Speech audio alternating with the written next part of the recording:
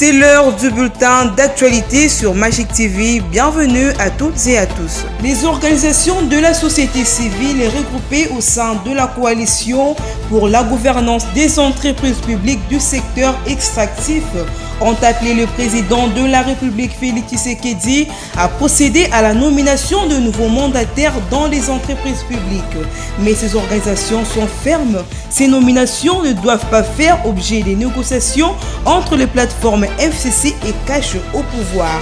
À part les entreprises publiques, Félix Tshisekedi devra aussi nommer les ambassadeurs, ont-elles signalé. Sous le plan éducationnel, l'UNICEF invite le gouvernement à améliorer la qualité de l'enseignement. Les Fonds des Nations Unies pour l'enfance UNICEF RDC a procédé le mardi 28 janvier 2020 à l'ouverture des travaux des revues annuelles nationales 2019 du programme de la coopération entre la RDC et l'UNICEF.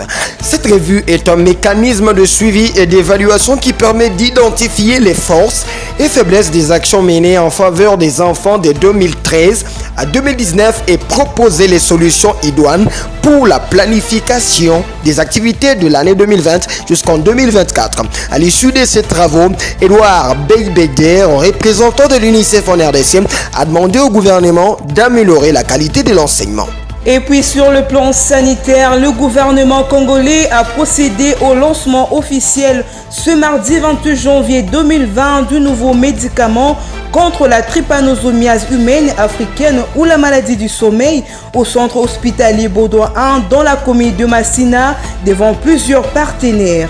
Il s'agit du fexinidazole, premier traitement des 10 jours entièrement par voie orale, efficace contre les deux phases de la maladie du sommeil et qui ne requiert pas d'hospitalisation systématique des patients. Cette fois-ci, nous sommes en dehors de nos frontières nationales et plus précisément au Soudan du Sud où règne une polémique après dénomination des militaires par le président. Signalons que le président Salva Kiir a promu 5 officiers à un rang très élevé au sein de l'armée. Les 5 hommes sont des proches du chef de l'État et ce détracteur l'accuse de renforcer sa mainmise sur les secteurs militaires. Salva Kiir est accusé de pratiquer une sorte de népotisme par anticipation.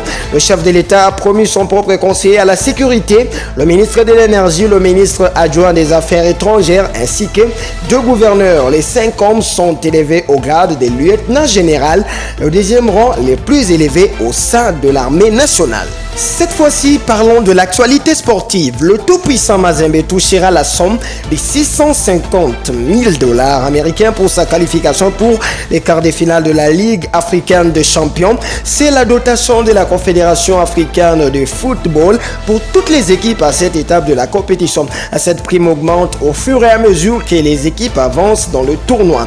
En cas de qualification pour les demi-finales, les Corbeaux louchois auront 850 000 $.